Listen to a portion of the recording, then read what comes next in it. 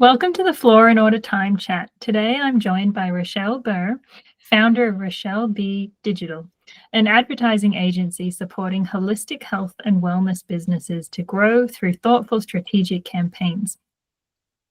But this conversation isn't just about ads. At its heart, we're going to be exploring patience and what time asks of us when we're trying to build something meaningful.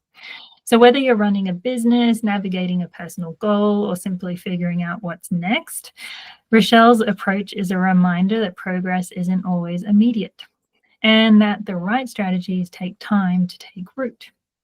So drawing from her work in the fast-moving world of digital advertising, Rochelle's going to share insights on what it means to stay the course, tune into the data or your gut, and let go of the urge to rush. So this one's for anyone who's felt the pressure to move faster and is ready to embrace the quiet power of patience. So welcome, Rochelle. Thank you for having me. Thanks so much for being here. So yeah, this conversation came about because of your helping me with my Facebook ads and checking in on me and saying, how's it going? And, how's the data looking and stuff, and reminding me that it is kind of a long game, and that is something with Facebook ads, and I suppose all ads, that you put something out there and then you're like, come on, it's out there. And even doing what I do with time, it is a reminder about, our society might be fast paced at the moment, but we got to have patience as well and remember to practice it. So let's kick off there with that idea of patience. How has working with ads taught you to trust the timing of things, even without those instant results? It's definitely been a learning curve. So when I first started running ads, I found that a lot of people that I'd work with wanted results quickly. There was this stigma that it'll happen overnight. You'll get the results within 24, 48 hours. Your business will explode with new sales. And as much as we all love that idea and we wish that's going to happen, in reality, it's really not the case. So I've really learned to build that into my brand as well. So having patience and really bringing that into all of my client work. So with paid advertising, it takes a lot of time because we need to understand the data, and data doesn't just appear. So having the time, letting your ads run, letting the algorithm do its job and work for you and build that data. So then what we can do is we can read the data and then make those optimizations to continually to grow the campaigns. And I love your story of how you got involved in Facebook ads. And for me, it was, you meet people in this line of work and you're like, oh yeah, okay. But then yours was really so heartfelt. So do you mind running us through that? How you came to really love Facebook ads? Sure. So there's kind of two parts to this story. So I've been in the marketing industry for close to 10 years, maybe a little bit over actually. Time is flying. And I've always loved the paid advertising side of it. But in all my marketing roles, there's always been like so many other things I've had to do. So I've never really got the time to spend on Facebook ads. And then about 5 or 6 years ago, I became really unwell. I had a lot of issues with my gut, and I was going to the GP quite often, just trying to get answers, doing multiple tests, and not getting anywhere. And it wasn't until I actually got served an ad from a naturopath that instantly gave me all the answers I was looking for, answered majority of my questions, my concerns, things that I was feeling, thinking, and I booked in an appointment. And that process was so easy. And it was in that moment I thought, wow, this is exactly what the process should be. Like, we should be getting answers straight away. We need to be connecting with people who have that knowledge and know what's working and what's not, and how to heal people and things like that. So my journey with that naturopath lasted quite a long long time, and I've been on a really, really great health journey since. I've never had those issues before. Since then. And it kind of just came about, and I thought I want to help women like me be able to get the answers straight away and find the help they need without having to bounce between GPs and tests and scans and things like that. So now I work with naturopaths and others in the holistic healing space to be able to reach clients like myself. Mm-hmm. And there it just even shows how much patience you showed, and I hear this a lot from like chronically ill people, that it is that perseverance and that patience of like, well, maybe it's the next person I talk to, or it's the next health professional I talk to, or it's the next thing that I try that maybe is helpful. So even there you're showing patience. And then talking about how long it did take with your naturopath, how did you dig deep to stay the course with them? Because even that was like you were working with them for quite a while. So what did you do to dig deep? I really had to like pull all my expectations out of it. So I had a lot of expectations going into my first meeting with this naturopath, because I was so like happy I'd found these results. So I thought, great, big things are going to happen. I'm going to be healed, all this stuff. And it was the communication with them that I realized, okay, this is going to be a long journey.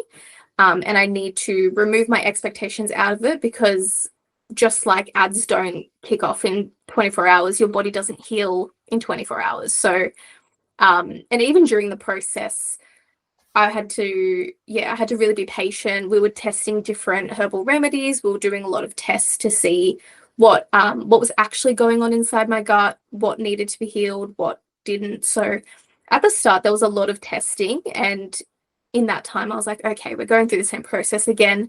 There was a bit of doubt as well. I thought, oh, maybe I'm going back around in another circle and I'm not going to get anywhere. But yeah, I just had to trust the process. And yeah, it definitely paid off. Mm-hmm. And I love that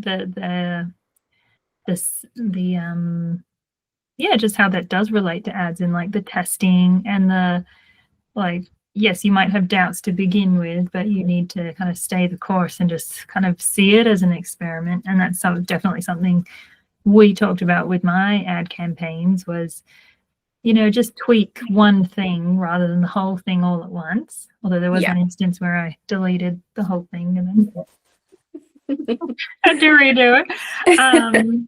But yeah, do you want to say a bit about like that testing with ads, and like how there's patience in that, and with what the data is going to say about those different experiments? Yeah, absolutely. So when you're running a campaign, you want to try and start off as clear as possible. You want to have really strategic plan, a clear goal, clear communication, content, copy, all that kind of stuff.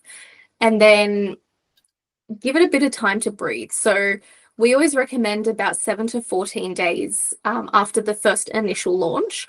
Then that gives us a couple of weeks of data. You can pretty much see quite quickly what ads or what campaigns aren't working, and then you can go in and either turn them off or make one small adjustment. So as you mentioned with your campaign, we want to only adjust one thing or change one element at a time. So then we can, once we get through that next cycle of optimization, they call it, then we can say, okay, well, that one change we made got us an extra 100,000 impressions over the 14 days. So we know that element of the campaign is working. And then we continue that process. So it does take a while, but once you get past this process, then we can start our future campaigns or continue growing this campaign with the data we know that actually works. And we've kind of filtered out all those elements that don't grow our campaigns or help us reach the audience we need to reach. I love that, like, because I say a lot to clients that, maybe they've tried Trello, Asana, spreadsheets, different things, different tools, but they're like, they haven't quite hit on it. But it is an experiment. Like so many things in life are an experiment, just to find what is it that works for you. And in your case with the ads, like for your business, what's hitting the mark with people. And experimenting really does test us in that. Yeah. believing in what it is we're putting out there and the process and everything.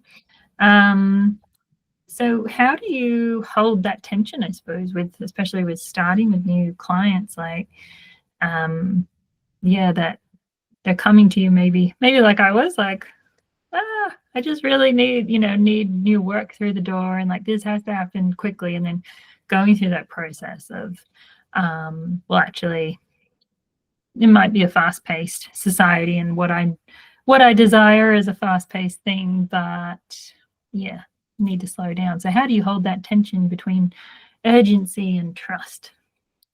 It's a tricky one. I do always set realistic expectations at the start of any new client journey I go on. So I always say to them, look, don't expect magic to happen overnight, because that's just not how the process works. But to your point, there are clients that come to me and they're like, I have this launching in 2 weeks, or we have a sale running for 2 weeks, or whatever that may be. It's quite a short turnaround. So then what we focus on is being really, really creative, because what we found in the market is creative ideas and content is really what's hitting the mark at the moment. So rather than putting all of our effort and budget into the paid advertising side of things, we want to grab attention a lot quicker. And with those shorter campaigns, we're finding that the really short, the quick, engaging videos and content and things like that is what's kind of kicking it off a bit quicker.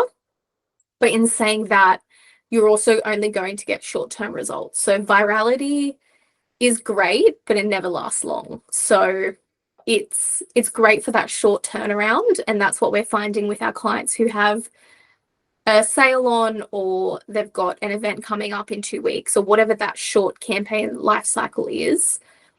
But with other clients, we try and push for long-term, always-on campaigns, and that's what we're finding. Our clients are getting month-on-month increase revenue, even year-on-year increase revenue, because we have that data from the whole year.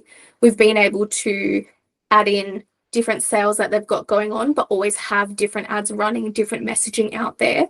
So they're always getting their ads shown to new people, and they're always getting new eyeballs into the business. I love that line of viral. Oh, I can't even say that word. Virality. Virality. Yes. Isn't great for long term, because that's the the quotations of the dream at the moment is something goes viral and then that's it, you're done. Like everything is set up, you're okay, and you don't have to do anything ever again. That's But exactly it's right. just not reality, is it? Like, No. we're kind of fed this this quick relief silver bullet idea for most things in life, I guess. Like, and then the reality is it's not the way. Do I have a question then? That I don't know. Yeah, I just really like that line. Very good about the virality isn't great for long term. So in terms of what helps you stay grounded in this kind of, when there are all these fantasies and dream scenarios running around out there, but so what helps you stay grounded when something's taking longer than expected?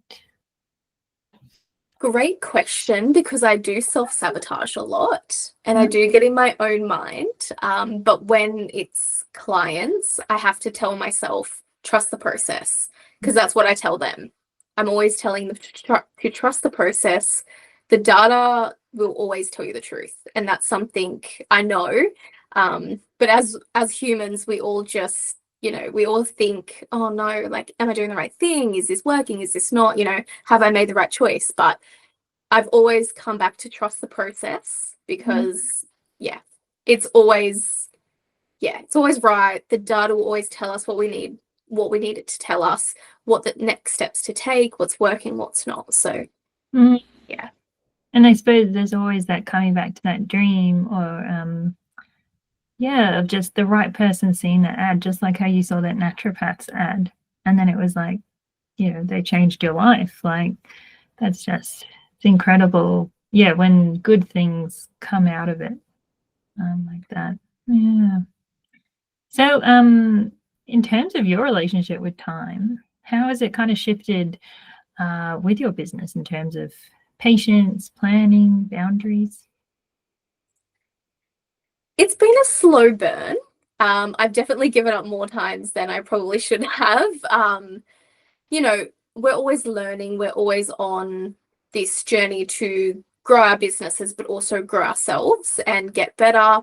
So for me, this past year specifically, I have really focused on pulling back my expectations a lot, because I found my expectations were kind of handbraking a lot of my ideas and my goals and my dreams. I had these big expectations, and then when they didn't happen, I would crawl back into this hole and just not do anything, and I'd have to process that for a while. So what I've worked out is, if I don't have any expectations and I just kind of go for it, it's really helped me grow at a quicker rate. In terms of time management, I still don't think I've really got a hold on that. I do have a lot going on, and I've always got clients that I'm always checking in with, because I check in with my clients every couple of weeks. Every time I'm checking in on their campaigns, I'll just send them a quick text message, a quick email, whatever that may be, just to keep them in the loop. And I find that they do really appreciate that. Even though that's more touch points and more work on me, I would rather educate my clients and keep them comfortable knowing that their campaigns are doing what they're meant to do. So yeah, time management is definitely something I'm still trying to figure out. But I'm sure I honestly don't think I'll ever actually figure it out. Because I'm always jumping to the next thing. I'm always trying new things, taking opportunities as they come. So I feel like, yeah, I think I thrive in busyness, although that's not healthy. Will thrive in new things coming your way and learning and trying those different things, because you're right, with every new thing you are kind of adapting to that and learning about it, so then you're managing your time in a different way. If we think about an average day for you, how do you go about planning your days? How do you get focused on what it is that matters? So I always prioritize my clients first. So in the morning, it's always blocking out a couple of hours to check in on my clients' campaigns, make any optimizations, touch base with anyone I need to, send out reports, whatever that may be. It's always client work first, because I want to make sure my clients are satisfied. And then following that, it'll be just getting day-to-day business admin stuff done, getting my content up, which always falls last, my own social media content. But yeah, I think, yeah, as long as I've got my clients prioritized and happy, that's kind of my focus. Yeah. And finally, to close us out, if for someone in a season of sort of waiting, whether that be health-wise or business-wise or whatever it is, or working hard but not seeing results yet, what would you want them to hear? Definitely trust the process. Ads are not as scary as a lot of people may seem. You don't need a very big budget to start an always-on ad campaign. We actually advise to start smaller and have very clear messaging, and keep your campaigns running for a longer period of time, because the longer you keep them running, the more results you'll get, and you'll start seeing that increase over time in leads or sales or whatever that objective is. So definitely trust the process and read your data. Definitely check in on the data. If you don't understand what it means, reach out, and yeah, we can definitely help you there. Yeah, lean on other people that's their zone of genius. Absolutely. Great. Oh, thank you so much, Rochelle. This has been really interesting, just to explore, patience and how it comes up in society, but how that's also reflected in ads and growing businesses. Thank you so much. Thank you for having me. It was lovely to chat with you.